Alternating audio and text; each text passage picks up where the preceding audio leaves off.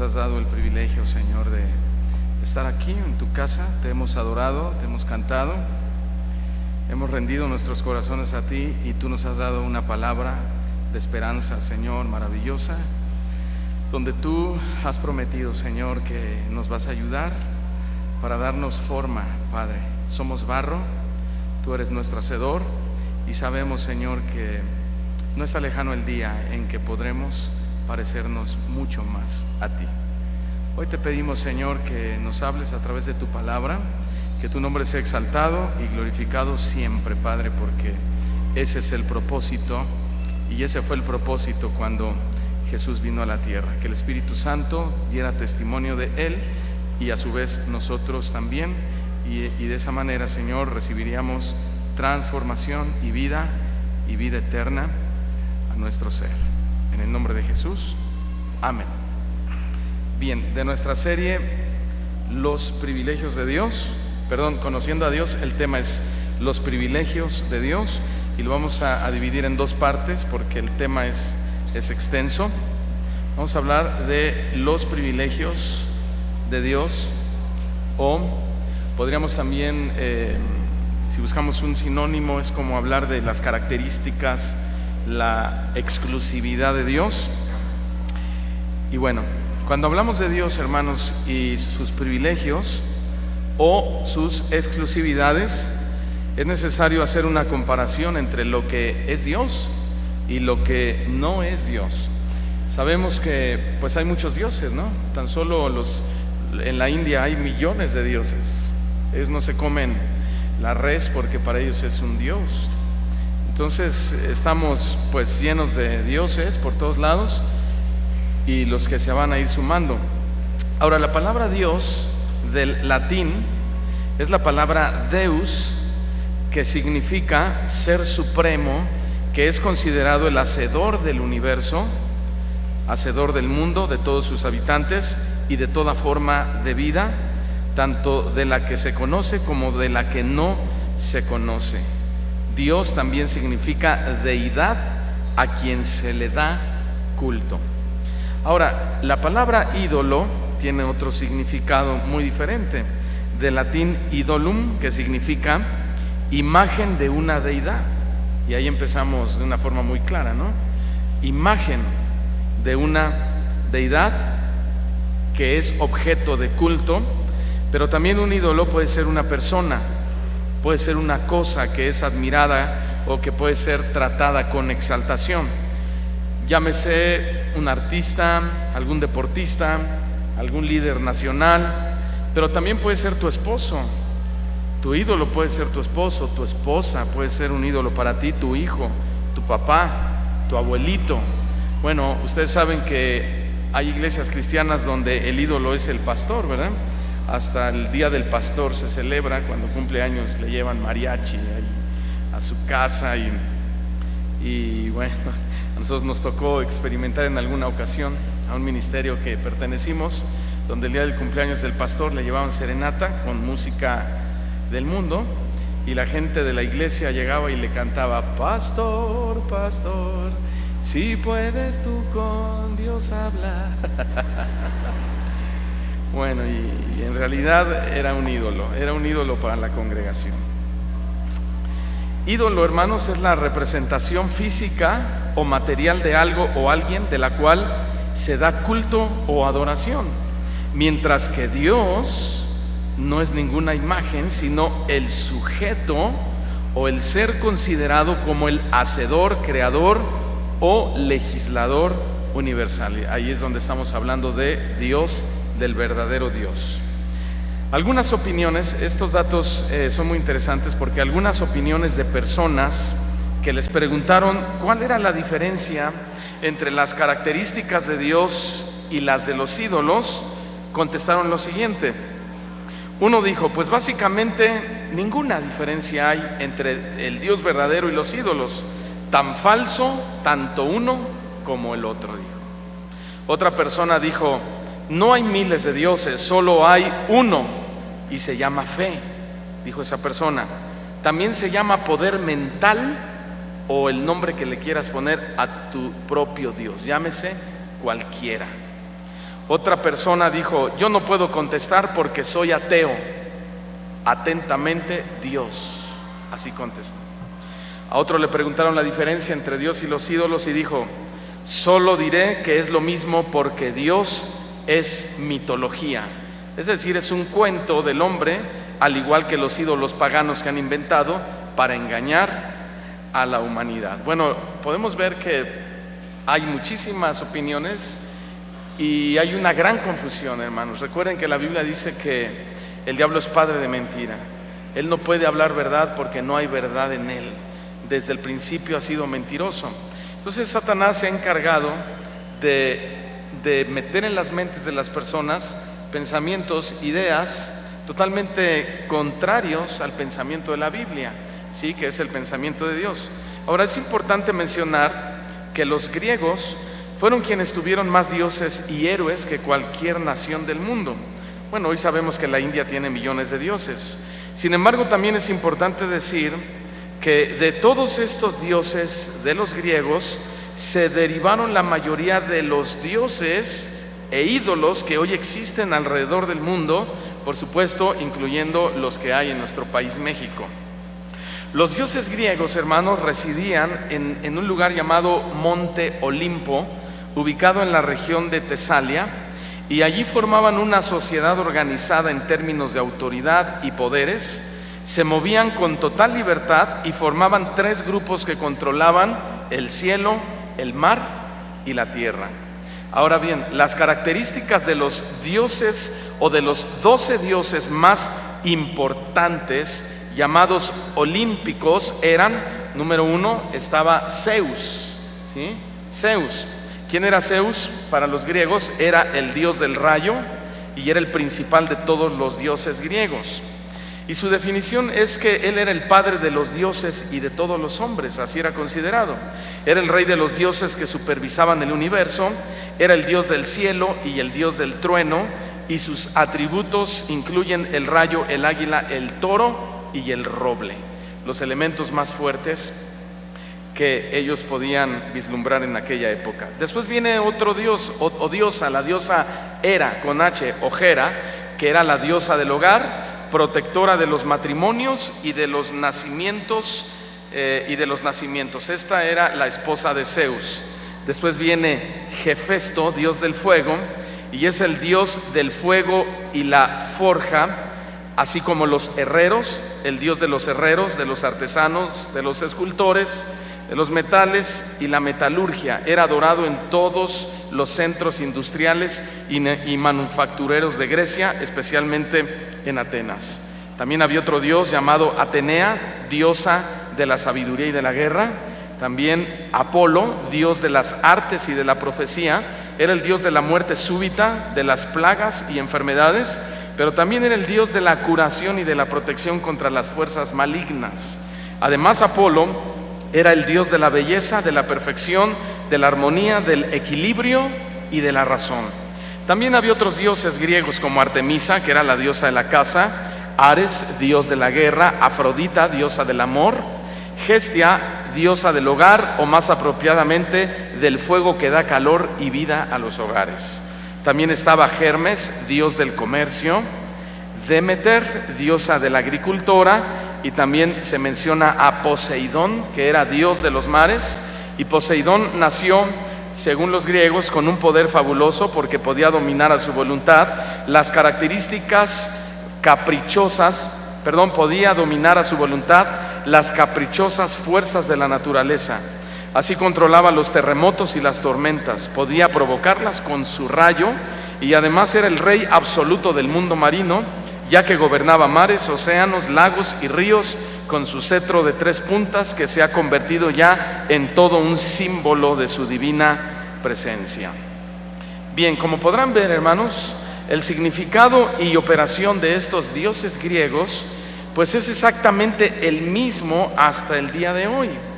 Ahora, por otro lado, hablando del Dios verdadero o el Dios de la Biblia, siendo más exactos, hay atributos que demuestran la naturaleza de Dios y que nosotros los seres humanos no tenemos y no podemos operar en esos atributos que le competen exclusivamente a Dios. Por eso le llamamos al tema los privilegios de Dios o la exclusividad de Dios. Como por ejemplo su perfección, ¿sí? No existe ser humano perfecto, todo lo contrario. La humanidad es totalmente imperfecta, somos totalmente imperfectos en todas nuestras facetas. También se habla de la eternidad de Dios. Tampoco existen seres humanos eternos. Todos tenemos un principio y un fin. Nuestra eternidad será en el cielo y es en Cristo, hermanos, no aquí. Pero Dios sí es eterno. Él no tiene principio y tampoco tiene fin. La Biblia lo describe como el principio y el fin, el que era, el que es y el que ha de venir. Otro de sus atributos es su infinitud. Nos referimos a su interminable sabiduría. No existe ser humano así. Si juntáramos toda la sabiduría de los hombres más sabios que han existido en la historia de nuestro planeta, ni así alcanzaríamos a conocer lo más mínimo de Dios. Además, si algo tenemos de sabiduría los seres humanos, es porque proviene de Dios. Nuestra sabiduría, nuestro conocimiento y nuestro saber proviene de Dios. Otra de las características o de los atributos de Dios es su autoexistencia. Es otro de sus privilegios exclusivos. ¿Por qué? Porque a Dios nadie lo creó. La Biblia dice que Él ha sido desde el principio. Pero a diferencia de Dios y a diferencia de los dioses griegos y de los dioses que hoy existen en todo el mundo, nosotros sí somos criaturas y además criaturas hechas por la mano y el soplo de Dios. Otro de sus atributos o privilegios exclusivos es su inmutabilidad. Ese es otro de sus privilegios. ¿Qué quiere decir inmutabilidad? Su firmeza, su solidez, su inquebrantable carácter. A diferencia de Dios, nosotros los humanos somos muy débiles y sumamente quebrantables, pero Dios, dice la Escritura, que es inmutable. Esos son algunos de los atributos exclusivos de Dios, pero hay otras manifestaciones de Dios que sí podemos sentir y también podemos operar en ellas, porque así nos lo enseña la Escritura. Por ejemplo, número 1, la primera característica o privilegio que Dios comparte con nosotros es que solamente Dios es bueno. ¿Sí? A ver, digan conmigo, Dios es bueno. Vayamos al Evangelio de San Marcos, capítulo 10, por favor, versículo 17 y 18. Dios es bueno. Marcos capítulo 10, versículo 17 y versículo 18. Dice así la palabra del Señor, que al salir Jesús para seguir su camino, vino alguien corriendo, un joven, e hincada la rodilla delante de Jesús le preguntó. ¿Cómo le dijo? Maestro bueno, ¿qué hago? ¿Qué obras buenas puedo hacer para heredar la vida eterna? Y Jesús le dijo, ¿por qué me llamas bueno? Ahora aquí voy a hacer un alto y le voy a explicar algo. El sentido cuando Jesús, o cuando le pregunta el joven o le dice a Jesús, maestro bueno, el sentido es lo siguiente, que ningún maestro podía enseñar a alguien que podía entrar al reino de los cielos a través de obras buenas. Por eso le dice maestro bueno, es decir, tú que eres el maestro que enseñas buenas cosas, enséñame cuáles buenas cosas o buenas obras debo hacer para entrar al reino de los cielos. Y de ahí la respuesta de Jesús, ¿por qué me llamas bueno? Y Jesús le dice después, ninguno hay bueno. Lo que significa esta frase es, ninguno hay perfecto en obras, sino solo uno. ¿Quién? Dios. Entonces Jesús le está diciendo, tú no puedes entrar al cielo a través de tus buenas obras. Yo soy un maestro, pero no enseño a la gente a hacer buenas obras para ser salvos. ¿Por qué? Porque esa obra era exclusiva de nuestro Señor Jesucristo, porque Él era el Hijo de Dios sin pecado. Por eso le aclara y le dice, no hay ninguno bueno, ningún maestro bueno, nadie que te pueda enseñar perfecciones de obras para salvación. Solo hay uno, que es Dios. Ahora vamos corriendo a Primera de Crónicas, capítulo 16, versículo 34. Y dice así, Primera de Crónicas, capítulo 16, versículo 34, dice: aclamad a Jehová. ¿Por qué? Porque Él es bueno, porque su misericordia es eterna. La palabra aclamar significa expresar gratitud y apreciación. ¿A quién? Dice aquí: a Jehová. Tenemos que ser hijos de Dios que expresemos a Dios que nuestra gratitud y que tengamos un sentido de apreciación por Dios. O sea, Dios no es un mago, Dios no es un consentidor, Dios no es alguien que tú puedas venir a la hora que tú quieras y le pidas y Él te dé, sino que tenemos que tener un sentido espiritual de apreciación de quién es Dios y sobre todo de agradecimiento. Y dice: aclamad a Jehová porque Él es bueno. Esta palabra porque, o esta frase porque Él es bueno, significa porque Él es merecedor de estima y de todo respeto. Él es merecedor de estima y de todo respeto. ¿Por qué? Porque es Dios. No solamente porque es Dios, sino porque su misericordia es eterna. Hermanos, ¿Dios es bueno, sí o no? Y es bueno por muchas razones. Por ejemplo, Dios es bueno porque nos compró con su preciosa sangre. Amén. Dios es bueno porque nos lavó con ella. Dios es bueno porque nos justificó. Dios es bueno porque nos perdonó. Dios es bueno porque restauró nuestras vidas. Dios es buena porque nos dio herencia en el cielo. Ahora, Dios es bueno porque nos sana. ¿A cuántos Dios los ha sanado? Dios es bueno porque nos consuela. ¿Hemos sido consolados? Sí. Dios es bueno porque nos prospera. Pero por encima de eso, Dios es sumamente bueno porque, siendo como somos, dice su palabra que su misericordia es para siempre. Gloria a Dios por eso. Ahora, esto quiere decir que a pesar de quiénes somos y de cómo actuamos y de cómo pensamos, Él no deja de derramar sus bendiciones aún sin que las merezcamos. Gracias a Dios, hermano, por eso. Ahora, una de las características de los dioses paganos es que eran vengadores. Otros pedían sacrificios de vidas humanas. Otros le pedían todas sus posesiones al pueblo, claro, a través de sus líderes, y el pueblo vivía en pobreza. Pero nuestro Dios, a ver, diga, nuestro Dios. ¿Quién es nuestro Dios? El Dios de la Biblia, hermanos, no es como esos dioses. El Dios verdadero, único y excelente siempre se ha caracterizado por ser un Dios bueno y de misericordia. Por eso Jesús le contestó a este hombre y le dijo: ninguno, ni los dioses que ha hecho los hombres, ni ningún líder nacional, ni ningún líder religioso, ninguno hay bueno, sino solo uno, y ese es Dios. Dios el creador, Jehová. ¿Sí? De hecho, hablando de que Dios es bueno y es el único, esa es la característica que más nos influye a nosotros, o que más nos afecta en nuestra vida personal. Si no fuera por lo bueno que es, si no fuera por la misericordia de Dios, honestamente estaríamos hoy en el total fracaso y con el pie de Satanás sobre nuestro pecho y sobre nuestro cuello, ¿no es cierto? En la historia del Antiguo Testamento nosotros vemos cómo Dios le daba la victoria a Israel en la mayoría de sus batallas. Y no solo con el pueblo de Israel lo hizo.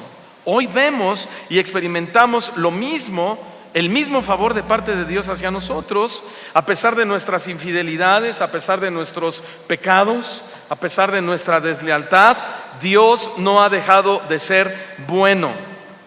Lo ha sido al grado, y lo fue al grado, de enviar a su Hijo amado a morir en una cruz en nuestro lugar. ¿Cuántos dan gloria a Dios? Y gracias a Dios por eso. Él es bueno. Entonces, cada que tú digas Dios es bueno, tienes que tener una reflexión mucho más amplia, mucho más objetiva, no tan subjetiva. ¿Sí? No digamos Dios es bueno porque me ha dado, porque me ha sanado. Dios es bueno porque me prometió. Eso es ser demasiado subjetivo, ¿sí? Es poner a Dios a nuestra conveniencia y es no ver a Dios como realmente es Él.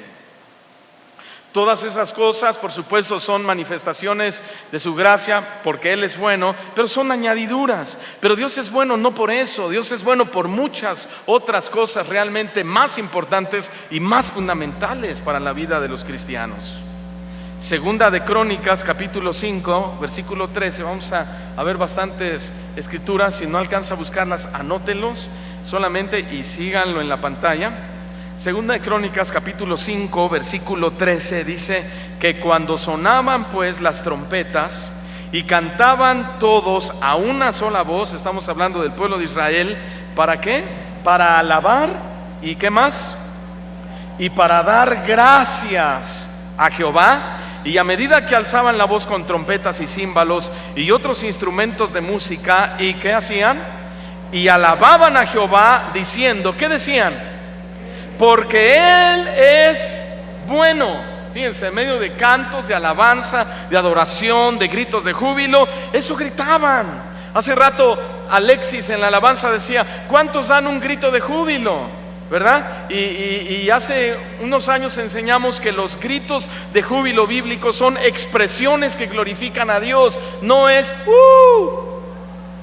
¿sí? Son expresiones que debemos decir, gloria a Dios, aleluya, santo, santo, santo, gloria al Rey de Reyes, Señor de Señores. Esos son los gritos de júbilo, expresiones que definen quién es Dios y qué ha sido Dios para nosotros. Hemos de tener por ahí esa enseñanza que dimos en nuestro retiro en Acapulco, me parece que hace 3 años. Y la enseñanza se llamó gritos de júbilo o gritos de antro. Entonces pídansela al hermano, es más, ya váyanla buscando porque yo creo que algunos van a ir. Yo quiero la de gritos de júbilo, ¿verdad? Pero esos son los gritos de júbilo, hermanos.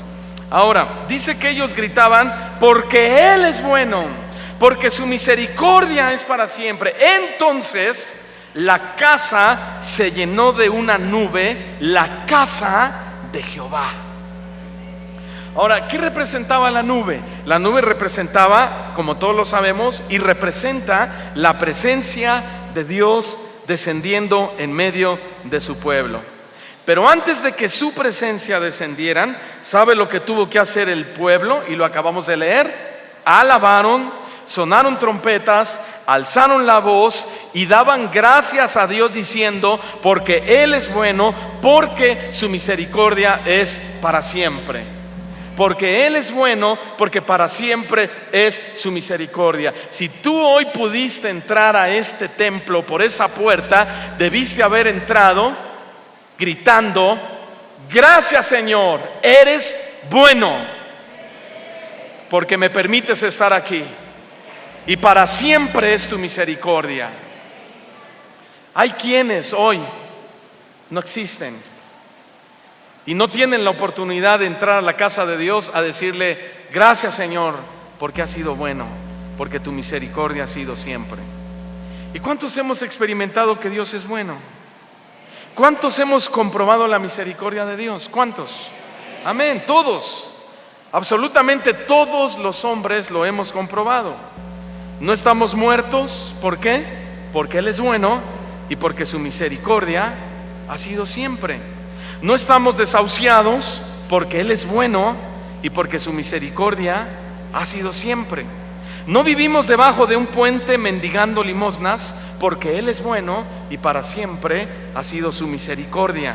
No nos quedamos sin comer ningún día porque Él es bueno y para siempre ha sido su misericordia. Tenemos un techo donde vivir porque Él es bueno y para siempre ha sido su misericordia. Tenemos, hermanos, ahorita recordaba, más bien cuando estaba haciendo el tema, como todos sabemos, esta semana murieron 80 personas atropelladas por un camión bomba en Francia. ¿Oyeron la noticia? Y hay más de 50 personas que se están debatiendo entre la vida y la muerte. ¿Y saben por qué nosotros hoy estamos aquí con vida, con salud, con paz y con tranquilidad? ¿Saben por qué? Porque Él ha sido bueno y su misericordia ha estado con nosotros siempre. Ahora dejen ir un poco más allá. ¿Saben, hermanos? Nosotros no estamos en el infierno aunque merecemos estar ahí. ¿Y sabe por qué? Porque Él es bueno y su misericordia ha sido siempre.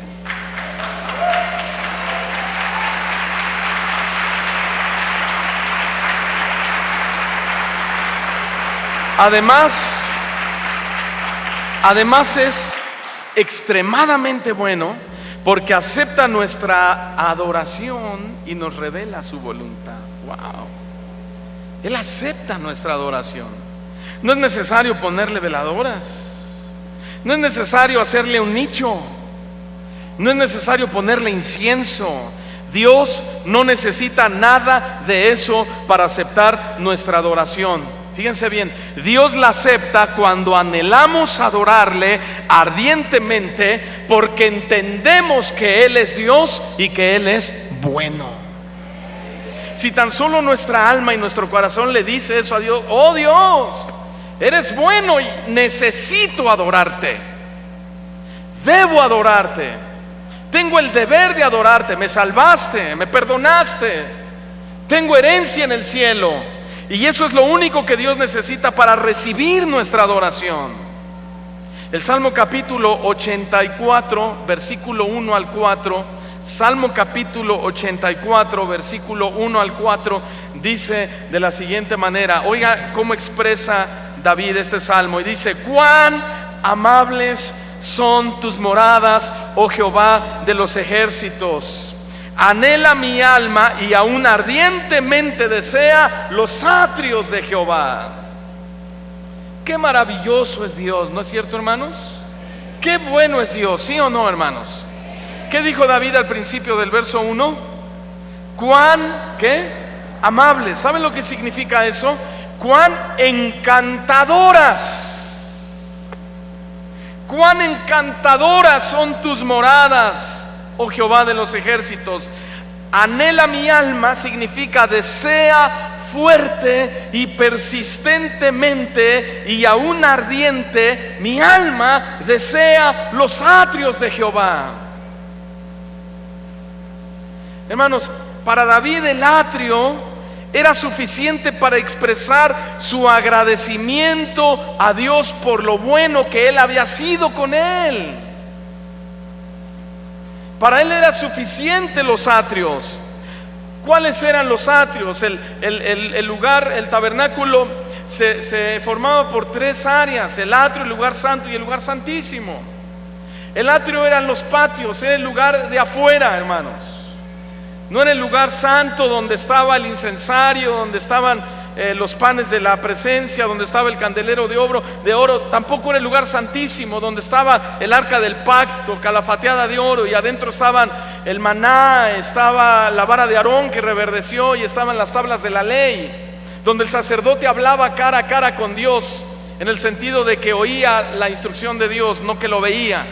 Pero David no estaba diciendo que necesitaba estar hasta allí para poder adorar ardientemente a Dios. Él dijo: no, no, Señor, anhela mi alma ardientemente desde los atrios, desde afuera. Entonces los atrios era como estar en el patio de afuera de la iglesia, nosotros allá afuera cantando y agradeciendo a Dios por lo bueno que ha sido con nosotros. Imaginen a David desde el atrio cantando, danzando, llorando, postrándose desde el patio, hermanos, levantando sus manos a Dios desde allá afuera. ¿Por qué lo hacía? Porque cada día comprobaba en su vida lo bueno que era Dios con él. Por eso es que para adorar a Dios no es solo en la iglesia, es cada día. En donde quiera que estés, con audífonos o sin audífonos, pero tú tienes que alabar a Dios cada día, en tu auto, en el metro, en el pecero, cuando vayas caminando, cuando estés en las tortillas, yo qué sé, pero ese es nuestro compromiso con Dios. Desde los atrios cantaba y alababa a Dios, porque él comprobaba que él era bueno. Pero muchos llegan tarde hoy en día a la iglesia. Otros se quedan en el atrio comiendo tacos. Y a lo mejor si mando a algún espía me va a decir, no hay uno, hay 5 o hay 10 ahorita, en este momento. Otros usan el atrio para contarse el chisme de último momento. Otros prefieren quedarse allá afuera en el atrio porque les aburre la reunión. Hermanos, Dios es bueno. Dios es bueno y merece ser alabado aún desde la esquina, si fuera necesario. Porque para siempre es su misericordia. Porque para siempre es su misericordia. Porque por sus misericordias no hemos sido consumidos. Y aún más triste es que muchas iglesias cristianas han hecho del templo de Dios una impresionante sinagoga de Satanás, donde el culto no es a Dios sino al hombre, donde la alabanza se centra en la carne, en los sentimientos, en la sensualidad y en las ideas de sus dirigentes. ¡Qué peligro! ¡Qué peligro! Sigue diciendo David, mi corazón y mi carne, ¿qué hacen? Cantan. ¿A quién? ¿Al yo puedo? ¿Al yo quiero? ¿Al yo tengo? ¿Al yo merezco? Respóndanme. No, mi corazón y mi carne cantan al Dios vivo. Al Dios vivo. Versículo 3, aún el gorrión encuentra casa, la golondrina encuentra un nido para sí donde ponga sus polluelos. Cerca de tus altares, oh Jehová de los ejércitos, Rey mío y Dios mío. Versículo 4, bienaventurados los que habitan en tu casa, perpetuamente te alabarán. Gloria a Dios, hermanos. Hasta las golondrinas, lo acabamos de leer, y el gorrión anhelaban poner sus nidos en el templo de Dios, porque aún ellos sabían que Dios era bueno. Ellos sabían que Dios era bueno. ¿Cuánto más nosotros que somos sus hijos? ¿No es cierto? ¿Acaso no valemos más nosotros que esas aves? ¿Sí o no? Tú vales más que eso. Tú fuiste creado a la imagen de Dios. Te formó con sus manos y te sopló su espíritu y te dio vida. Las aves no tienen eso. Ni siquiera los ángeles tienen ese privilegio. Solamente los hombres lo tenemos. ¿Cuánto más nosotros tenemos que alabar y adorar y glorificar a Dios siempre? Porque Él es bueno. Bueno. Además, Dios es el único bueno porque desea nuestro bien. Dios no es como los dioses antiguos que buscaban venganza, buscaban asesinatos y sacrificios humanos. Mucho menos es como nosotros, que en muchas ocasiones deseamos el mal para otras personas. Dios es bueno y a pesar de lo que somos, siempre desea nuestro bien. Wow. Qué maravilloso es Dios, ¿no? Salmo 34, versículo 7, por favor. Repito, Dios es bueno y a pesar de lo que somos, siempre desea nuestro bien. Salmo 34, versículo 7, dice que el ángel de Jehová, todos conocemos este salmo, el ángel de Jehová se refiere a Dios mismo. Hay otros que se lo atribuyen a Jesús, se le llama una cristofanía, pero está hablando de Dios mismo. El ángel de Jehová o Dios mismo acampa alrededor de los que le temen y los defiende. Versículo 8, gustad o comprobar y vean que es bueno Jehová, por lo tanto dichoso el hombre que confía en Él. Gloria a Dios. Ahora, ¿qué dice el Salmo capítulo 100, versículo 5, por favor? Salmo 100, versículo 5, porque Jehová es bueno. Porque Jehová es bueno, para siempre es su misericordia y su verdad por todas las generaciones. Amén. Hermanos, Él es bueno porque nos ama a pesar de lo que somos. Dile al que está a tu lado, te ama a pesar de lo que eres, a pesar de tus infidelidades.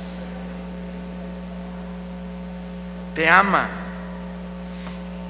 Y cuando éramos los más grandes pecadores, hermanos, Dios fue tan bueno y tan sensible ante nuestra miseria espiritual, que nos amó de tal manera que dio a su Hijo unigénito en expiación por nosotros.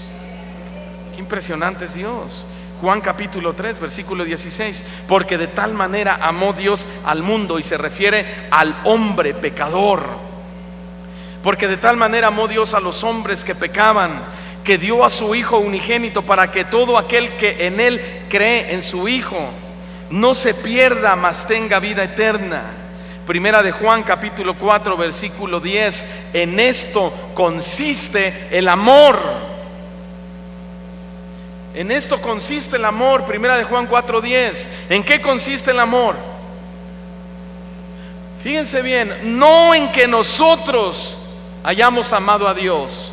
En esto consiste el amor, no en que nosotros hayamos amado a Dios, sino en que Él nos amó a nosotros y envió a su Hijo en propiciación por nuestros pecados. Es decir, mandó a su Hijo para aplacar la ira de Dios que había contra nosotros por nuestros pecados. Ahora, entonces la oración, fíjense, aquí dice el verso 10 al principio: en esto consiste el amor, no en que nosotros hayamos amado a Dios, ¿sí? No en que nosotros hayamos amado a Dios. Entonces la oración de acepto a Cristo está mal. La oración de ¿quieres aceptar a Cristo? Está mal. ¿Por qué? Porque no es que nosotros decidamos amar a Dios para después aceptarle. No, es que Él nos amó primero y Él decidió aceptarnos a nosotros. Él lo hizo. Así que la oración correcta no es Jesús, te acepto, sino en todo caso, gracias por aceptarme. Gracias por aceptarme. Oh Señor, rindo mi vida a ti. Derramo mi corazón a tus pies. ¿No es cierto, hermanos?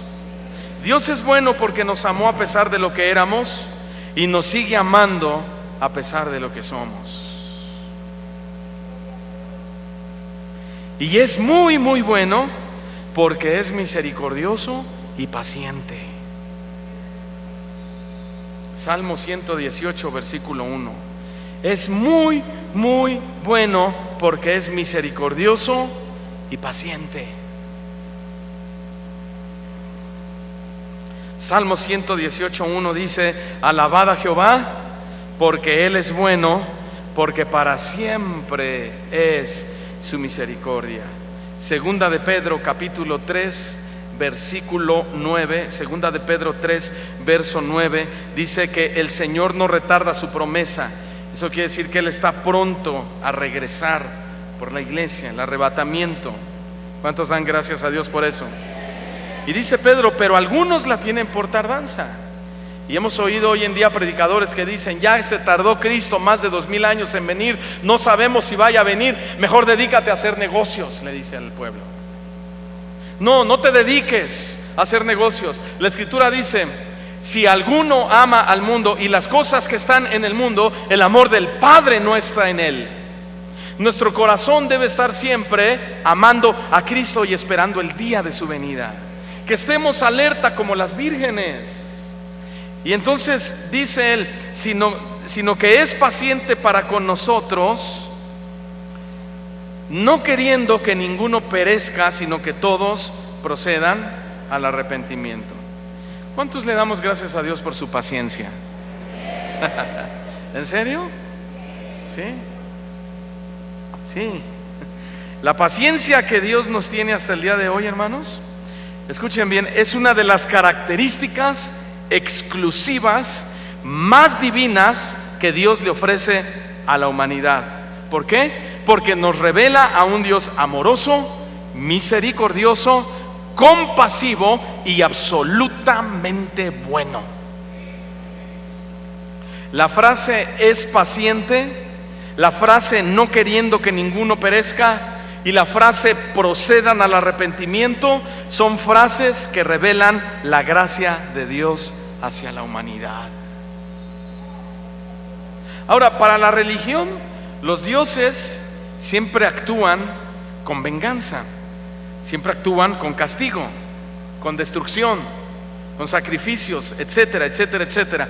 Pero el Dios de la Biblia no es así. El Dios que nos presenta las Escrituras dice que es la fuente de toda bondad. El Dios de la Biblia es fuente de toda bondad. Qué bondadoso es Dios, hermanos. ¿No es cierto? Por eso no te quejes de lo que tienes. Dale gracias a Dios. Nos merecemos mucho menos de lo que tenemos. Y cuando entendemos eso, podemos decirle: qué bondadoso ha sido conmigo, Señor. Hay gente que no tiene ni un par de zapatos. ¿Tú cuántos tienes? Qué bondadoso ha sido Dios. Hay gente que en todo un mes no puede comer un bistec. ¿Cuántas veces a la semana tú lo puedes comer? Qué bondadoso ha sido Dios.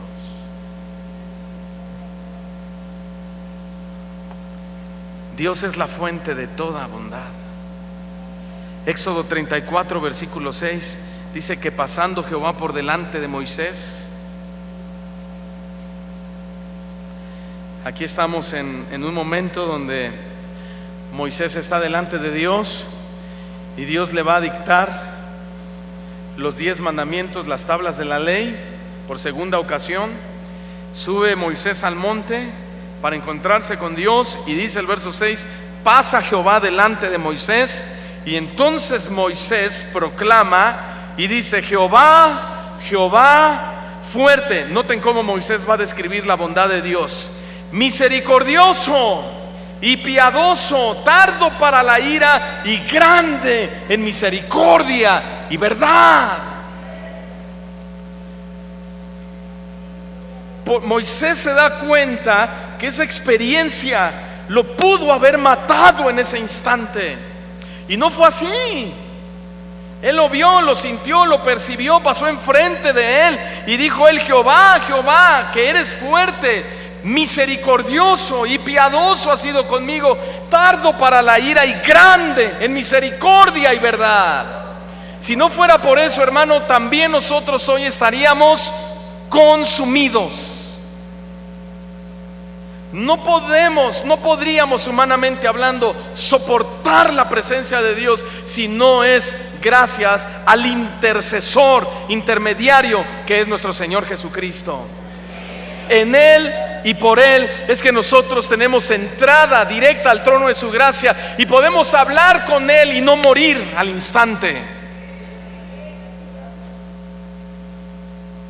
Salmo 33, versículo 5 dice: Él ama justicia, refiriéndose a Dios, y juicio. Dios ama la justicia y el juicio. Dios de la misericordia de Jehová está llena la tierra. De la misericordia de Jehová está llena la tierra, hermanos. ¿No es cierto? La segunda característica o el segundo privilegio es que Dios es santo. Amén. Dios es santo. Primera de Pedro 1, versículo 16. Dios es santo. Dile al que está a tu lado rápido: Dios es santo. Eso. Primera de Pedro 1:16 dice: porque escrito está: sed santos, porque yo soy santo, dice el Señor. Sean santos. Él no dice: como yo soy santo. Nadie puede ser santo como Dios. Él usa la palabra porque es una identidad, una identificación con Cristo. Si Él dice: sanen como yo sano, como yo sané, tendríamos que lograr los mismos milagros que Él hizo. Pero cuando Él dice que en su nombre podemos orar por los enfermos y sean sanados, es en identidad con Jesucristo. Somos santos porque Él es santo. Nos identificamos con la santidad de Dios. De hecho, su santidad es lo que hace que Él pueda morar en el cielo. Su santidad. Y esa santidad es lo que lo distingue de cualquier persona o ídolo de escultura. Nosotros estaremos un día en el cielo con Él. ¿Cuántos dan gracias por eso, hermanos? Pero no por nuestra santidad. No vamos a estar en el cielo por nuestra santidad, es decir, no vamos a estar en el cielo por nuestras buenas obras, sino por la santidad de su Hijo Jesucristo, es que vamos a poder estar en el cielo. Nosotros no podemos ser santos por nosotros mismos, pero sí lo somos, y ya lo somos. Somos santos en la santidad de Jesús. Wow. Por eso la Biblia nos llama santos de Dios. Y no por nuestra santidad, sino en la santidad de Cristo somos llamados santos. Yo no sé la cara que tenga el que está a tu lado, pero es un santo. Si ha creído en Cristo, si ha sido lavado con la sangre de Cristo, si ha nacido de nuevo, es un santo. Pero si no, será el Blue Demon, será la araña panteonera, yo qué sé. Pero nosotros hemos sido llamados a ser santos.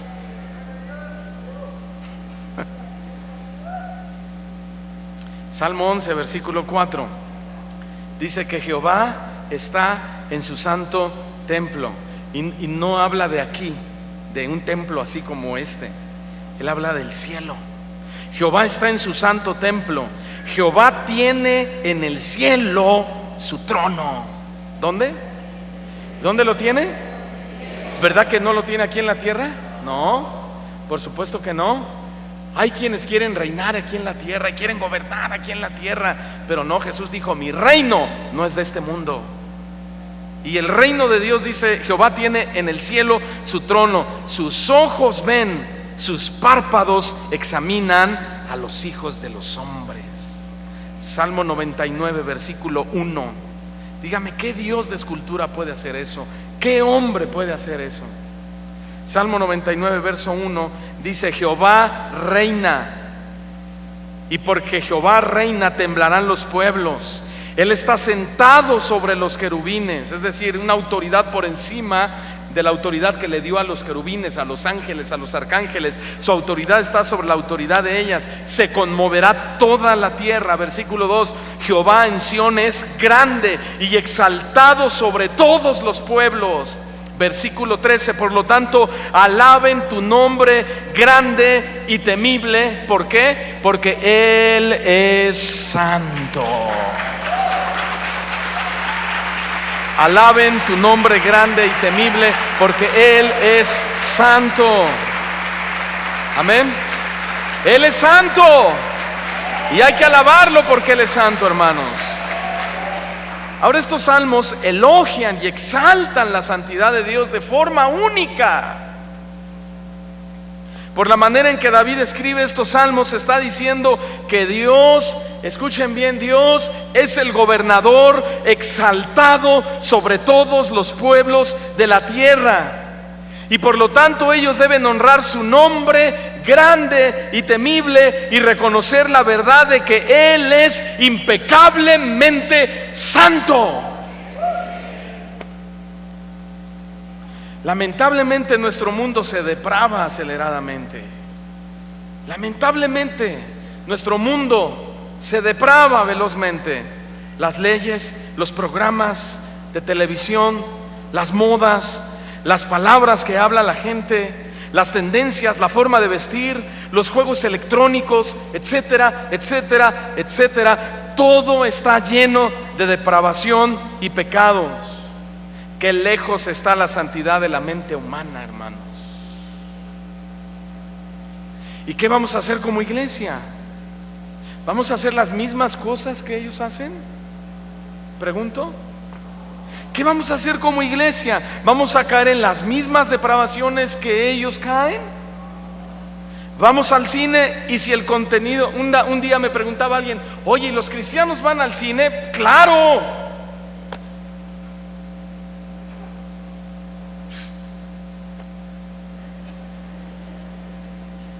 pero cuidamos lo que vemos, seleccionamos la clasificación, y aún nos podemos equivocar y entrar y ver algo inapropiado.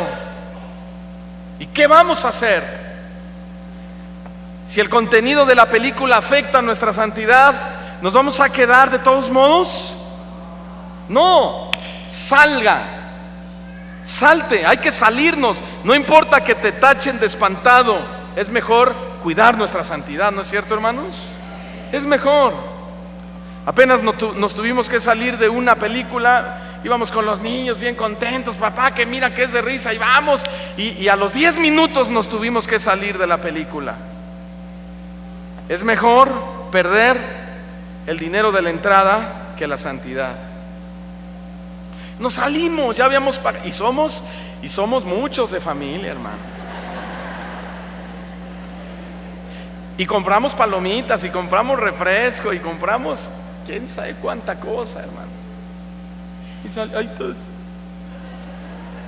Oiga, señor gerente, hágame un favor. Le dije, fíjese que compré mis boletos, pero está muy inapropiada para mis niños. Mire, y les digo, pongan carita de, ¿verdad? No, mis hijos no necesitan poner carita, ya la tienen. No, tampoco. Y ahí están, y el Señor dice, ay, es que pues yo lo siento, pero ya entró, ¿verdad? Si no, no podemos hacer nada. ¿Cómo de que no? Le digo, sí se puede. Total que nos ayudó y nos permitió entrar a otra película, y nada más pagamos la mitad de los que íbamos. Bueno, y entramos a ver Tarzán, y está buena, ¿eh?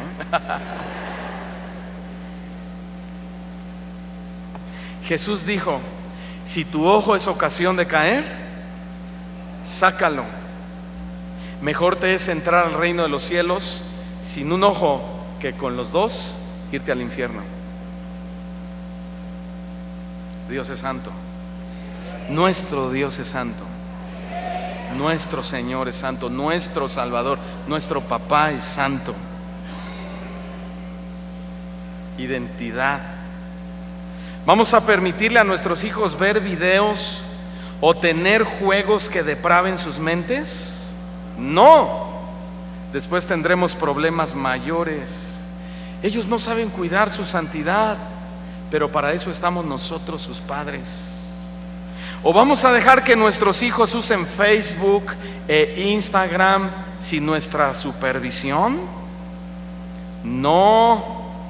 Nosotros, hermanos, debemos tener sus claves. Ya lo hemos dicho una y otra vez.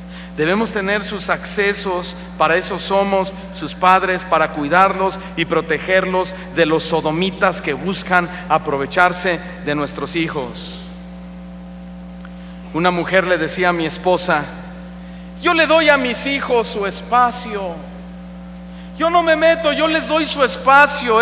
Uno tiene 13 y tiene 15 años. Y dice, a mí no me gusta meterme en sus vidas. O le diste a tu hijo de 6 años, 7 años, 8 años o 10 años un teléfono celular con internet y piensas que le va a dar buen uso. Por el amor de Dios. Ay, papá, es que en mi escuela todos llevan teléfono. Y cuando empieza, teníamos un vecinito de 6 años y lo invitábamos casi diario a la casa, y entraba y veía la tele con nuestros hijos, a veces comía con nosotros. Y en una ocasión, allí estaba mi papá, me parece esa ocasión, y estaba viendo la televisión, y una parejita en un programa se da un beso, y luego el niño de 5 años dice, ahorita ya va a empezar el sexo. Todos nos quedamos así. Wow. ¿Le vas a dar un teléfono celular y pensar a esa edad que le va a dar buen uso?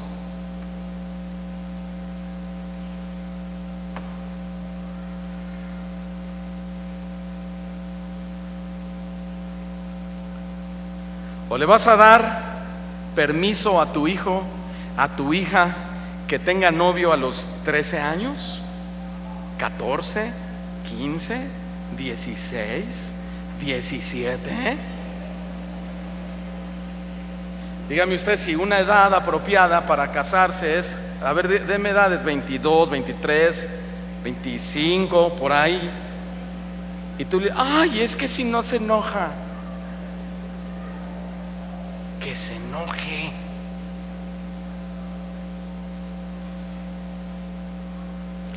Por el amor de Dios, si tú le das permiso a tu hija de tener novio desde los 13 o a los 14, a los 15, 16, 17 años, y obviamente va a tener una relación de 1 año, 2 años, tal vez 3 años o 4 años con uno y luego con otro, porque todavía no llega a la edad del matrimonio, obviamente tiene que aventarse unos 5, 6, 7 años de novio, sea con uno o con muchos, y al rato vas a tener graves problemas de fornicación en tu casa. Tenlo por seguro. Eso hace el mundo, eso permite el mundo. Pero ¿qué diferencia hay entre ellos y nosotros entonces? ¿Qué diferencia hay entre ellos y nosotros entonces? Una vecina le dijo esta semana a mi esposa, ¿sabe lo que le dijo? Le dijo, yo ando desnuda por toda mi casa y le permito a mis hijos de 13 y 15 años que me vean. Ay, no tiene nada de malo, yo quiero que ellos sean libres. Eso le dijo. Además soy su mamá, le dijo. A mi hijo de 15 años le permito ver pornografía, le dijo. Para mí eso es normal. Él es un niño, él tiene la curiosidad, él quiere conocer el cuerpo de la mujer. Dice, él necesita ver mujeres y para mí no hay problema. Wow, pobre mujer. Pobre mujer. ¡Qué mujer tan miserable! ¡Qué hijos tan miserables! ¿Y la iglesia dónde figura, hermanos? Y no me digas que tú no tienes vecinos así o amistades así y que no has ido a predicarles del Dios Santo.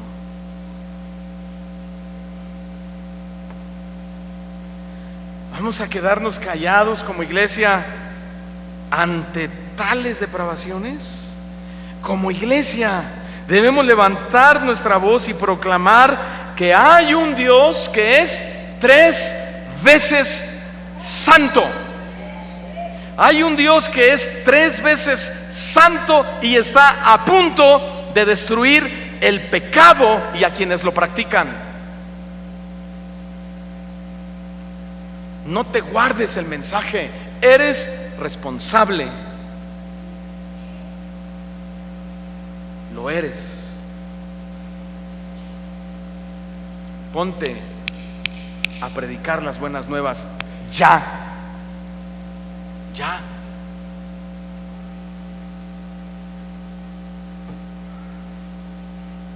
La manera más eficaz de proclamarlo, además de hablarlo, ustedes ya lo saben, es con nuestra vida. Tal vez por eso muchos no se atreven a hablar de Cristo. Con nuestro ejemplo, con nuestra propia santidad.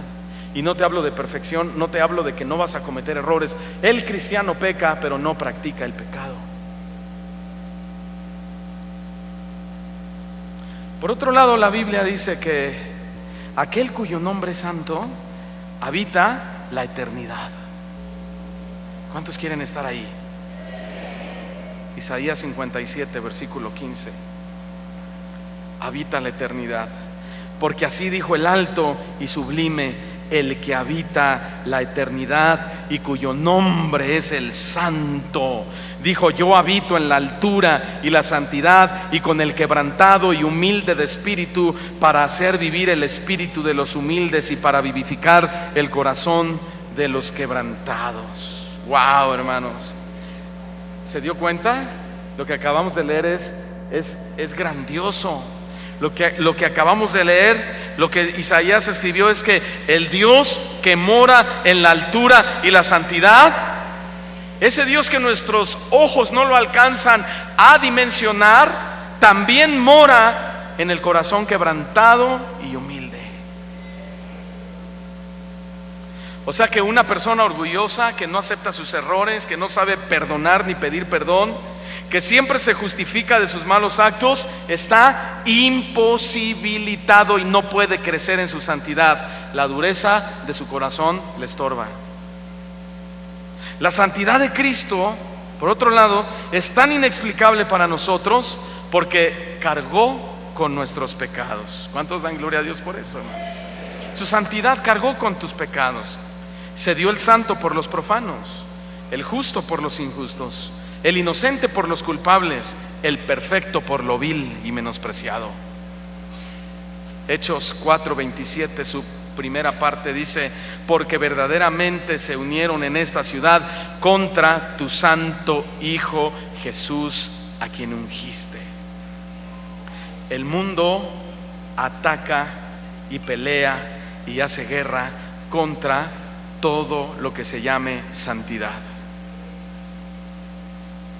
Segunda de Corintios capítulo 5 versículo 21, refiriéndose al Señor Jesucristo, dice, segunda de Corintios 5:21, al que no conoció pecado, es decir, al santo, por nosotros Dios lo hizo pecado, para que nosotros fuésemos hechos justicia o justos de Dios en Jesucristo. Amén. Ahora, la frase por nosotros lo hizo pecado es una frase delicada, hermanos, porque no por el hecho de que el Padre lo hizo pecado significa que cuando Jesús estaba en la cruz se hizo pecador como los hombres. Esa es una idea falsa. Lo que sucedió en realidad fue que cuando Jesús estuvo en la cruz, nuestros pecados fueron colocados sobre Él, pero no estuvieron en Él. Lo que sucedió es que Dios hizo de Cristo una ofrenda por el pecado en nuestro favor, y nosotros, al confiar en Él como nuestra ofrenda, somos considerados santos por Dios y para Dios. Número 3, Dios es justo. Esta es la tercera característica. Dios es justo. Dile a tu hermano: Dios es justo. ¿Qué es ser justo para la sociedad? Para lo que la sociedad debería ser justo es igualdad social, igualdad de oportunidades, bienestar para todos, exclusión de la pobreza y los derechos laborales y sindicales. Eso es para nuestra sociedad algo justo. Ahora, si pensamos humanamente, para nosotros los justos, y según la definición, lo justo, pensando humanamente, son actos subjetivos, es decir, las acciones justas o responsabilidades que debemos hacer. Para ser más claro, si hacemos con responsabilidad lo que debemos hacer, según la definición de la sociedad, estamos siendo justos, ¿sí? Como por ejemplo, llegar tarde a tu temprano, eso es injusto, hermano. Llegar temprano a tu trabajo, eso es justo, ¿no? Es concepto de justo en la sociedad. Hacer las cosas bien, pues es justo. Pagar tu renta a tiempo, es justo. Realizar tu quehacer en tu casa y bien hecho, pues es lo más justo. Darles de comer a tus hijos, pues es justo. Atender a tu marido es justo. Amar a tu esposa, pues es lo más justo, ¿no? Ese es el concepto del mundo acerca de lo que es ser justo, lo que debes hacer, las responsabilidades que tienes que hacer. Pero la justicia de Dios es muy diferente a la de nosotros. ¿Por qué? Porque no es subjetiva. Dios no es justo por hacer lo que debe hacer. La justicia de Dios es objetiva, o sea, nosotros somos el objeto de su justicia. O sea, la justicia de Dios no consiste en lo que Él deba o tenga que hacer, sus obligaciones con responsabilidad, sino en lo que Él hace a favor de nosotros, aún sin que lo merezcamos. Esa es la justicia de Dios. Esa es la locura de la predicación. O sea, Dios nos da sin esperar nada a cambio. Y el mundo diría: eso no es justo. Pero Dios dice: para mí eso es justicia, porque Él es justo. porque Él es bueno, porque Él es santo, porque es misericordioso.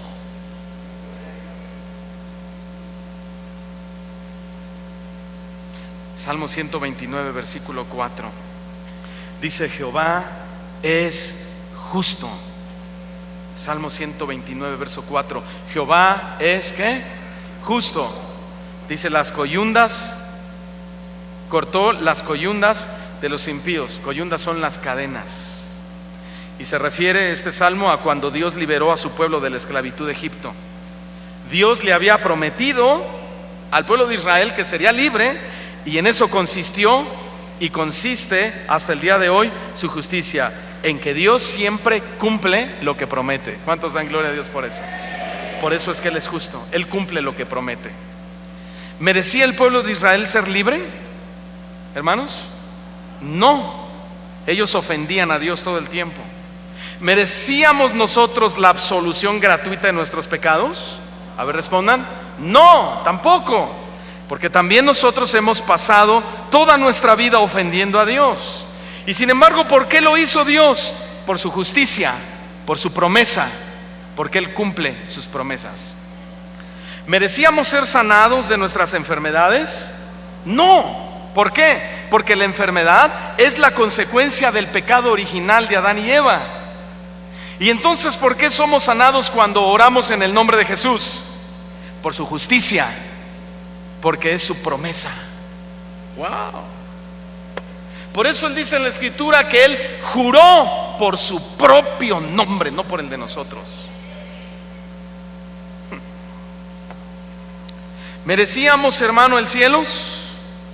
A ver todos, ¿qué pasó? Jamás. No merecíamos el cielo. En el cielo no entran los pecadores. No. ¿Y por qué entonces tenemos preparada una morada eterna? Por su justicia, por su promesa. Dios prometió que si creíamos en Jesucristo como nuestro Señor y Salvador, nos daría una morada eterna juntamente con Él. Siguiente pregunta: ¿merecíamos en el infierno? ¿Merecíamos el infierno? Sí, ya van entendiendo, qué listos son. Sí, eso sí merecíamos el infierno, por cuanto todos pecaron, están destituidos de la gloria de Dios. Todos nuestros actos y hasta nuestros más pequeños pensamientos merecían el castigo de las llamas del infierno. Eso sí merecíamos y merecemos. Pero por su gracia, Jesucristo nos hizo merecedores de la vida eterna, y esa es la justicia de Cristo que fue imputada a nuestro favor. Wow. Él muere en una cruz y se hace maldito por nosotros. Y cualquiera diría: eso no es justo. Y dice el Señor: esa es mi justicia, yo lo prometí y lo voy a cumplir. Ahora, bíblicamente hablando, la justicia de Dios es su rectitud constante por la cual conserva su perfección. O sea, Dios nos demuestra su justicia en todos sus actos. Voy a leer rápidamente 3 versículos. Segunda de Crónicas 12:6. Y los príncipes de Israel y el rey se humillaron y dijeron: justo es Jehová. Todos digan: justo es Jehová. Salmo 11, versículo 7. Porque Jehová es justo y ama la justicia. El hombre que es recto podrá mirar su rostro.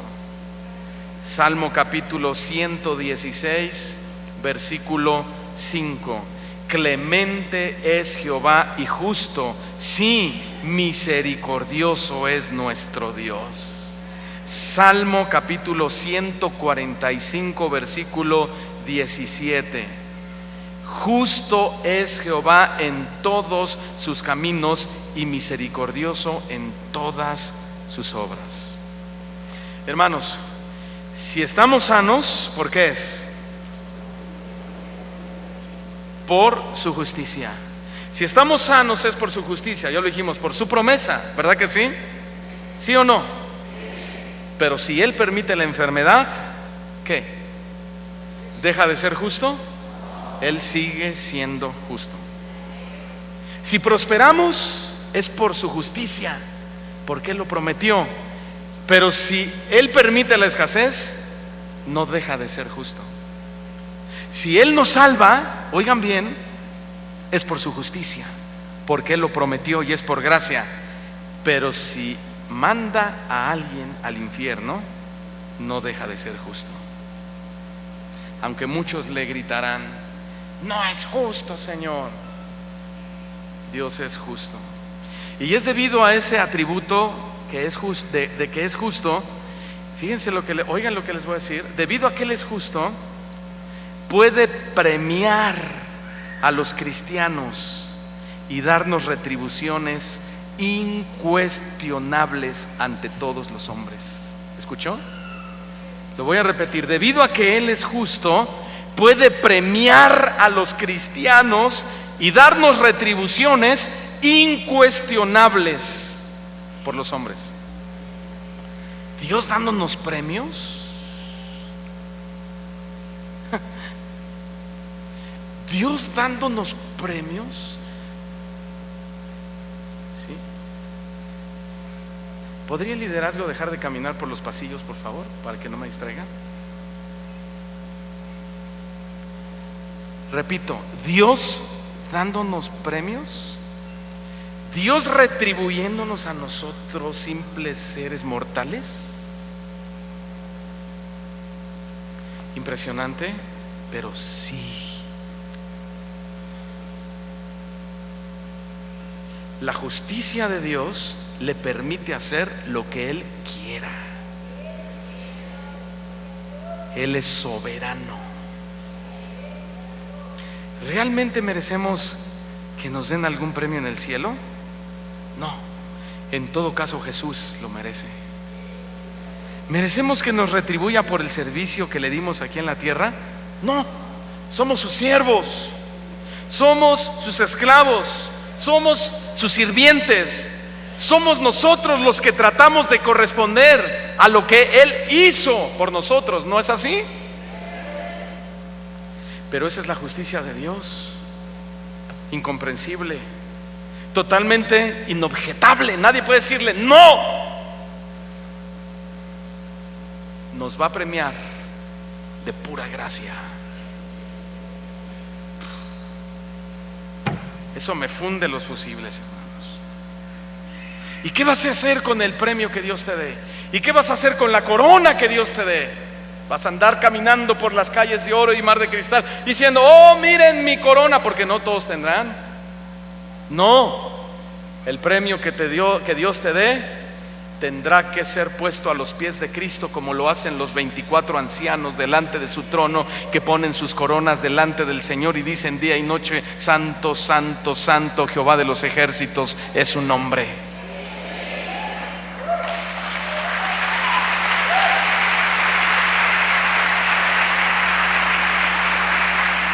Aleluya. Dice Pablo: por lo demás me está guardada, está en espera la corona de justicia. Es lo mismo la corona de la vida, la cual me dará el Señor, juez justo, por su justicia, juez justo en aquel día. Y no solo a mí, dice el apóstol Pablo, sino también a todos los que aman su venida. Wow. Ahora, el mundo no alcanza a comprender esto. El mundo busca una corona terrenal. El mundo busca un premio o algún reconocimiento que los haga sentirse importantes en esta vida, ¿no es cierto? Por ejemplo, el mejor premio para un actor de cine es ganarse un Oscar. El mejor premio para un futbolista es ganarse el balón de oro o el zapato de oro. Para un boxeador es ganarse el cinturón de oro de la WBC. El mejor premio para un cantante es ganarse un Grammy.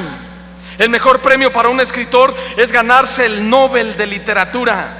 El mejor premio para un científico es ganarse el Obelisco de Asturias. El mejor premio para un cantante cristiano es ganarse un arpa. También los cristianos les gusta la fama, ¿no se habían dado cuenta?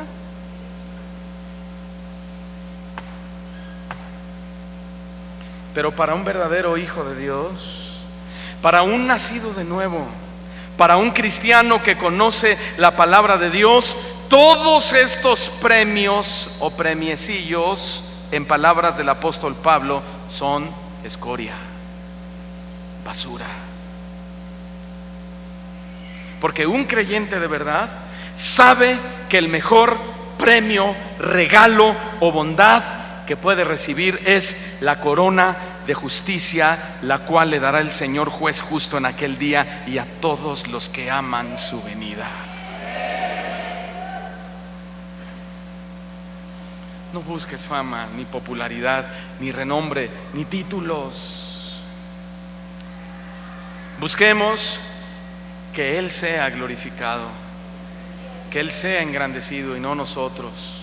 Es necesario, dijo el Bautista, que yo mengüe y que Cristo crezca. Conclusión. Basados en la Biblia podemos asegurar que Dios es único y diferente a todos los demás dioses en los que el hombre cree. El Dios de la Biblia posee atributos que solo Él puede tener y que ningún otro se asemeje. La posesión de estos atributos lo hace único en su clase y por lo tanto soberano. Existen varias características más acerca de Dios, pero estas resumen bastante bien qué es lo que queremos decir cuando hablamos de quién es Dios. Oremos y agradezcamos a Dios, porque Él es bueno, porque Él es misericordioso.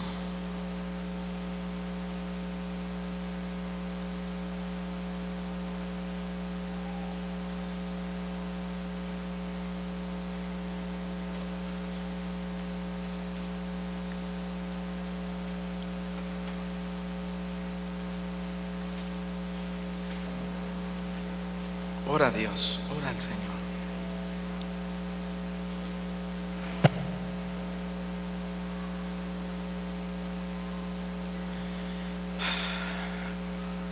Dile al Señor: quiero, Señor,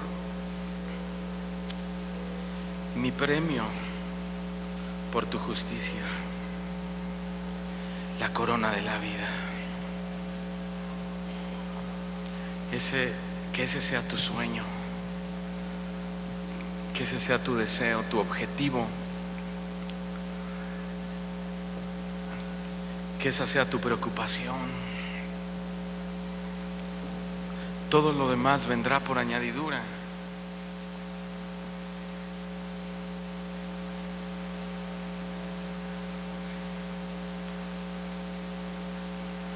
Te alabamos, Señor.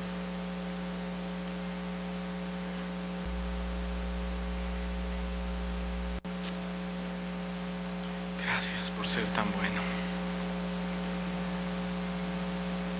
Gracias porque me está guardada la corona de justicia, la cual me dará el Señor, juez justo. Él juzgará mis obras, mis actos, mi vida, mi fe, mi confianza, mi entrega, mi fidelidad. Y entonces Él determinará si ha de retribuirme o no.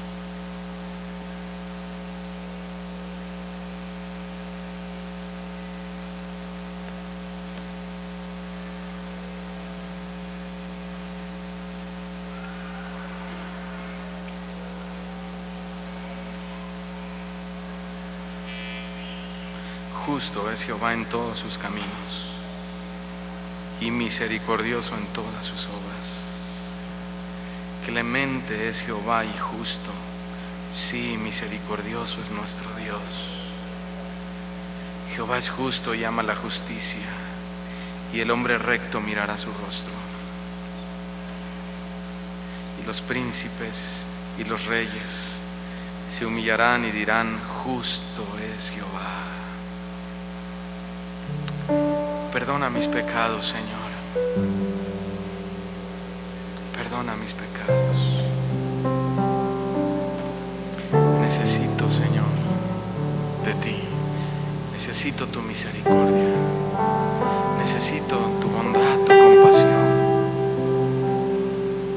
Tú eres justo en todos tus caminos, yo no. Tú eres bueno, yo no. Tú eres santo, yo no. Tú eres perfecto, yo no. Tú sabes todo, yo no. Tú eres cuidadoso, yo no.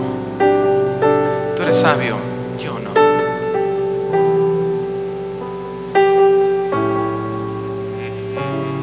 Pero a través de Cristo,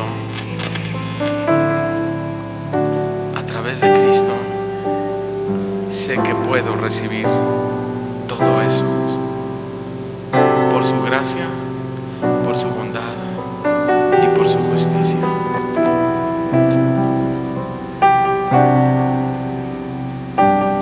Pon tu mano en tu corazón de una forma simbólica y digamos: Señor, ten mi corazón, te doy mi corazón. No he podido hacerlo yo solo. Te lo entrego para que me ayudes, me fortalezcas, me des la inteligencia y la sabiduría, tu temor. Ten mi corazón.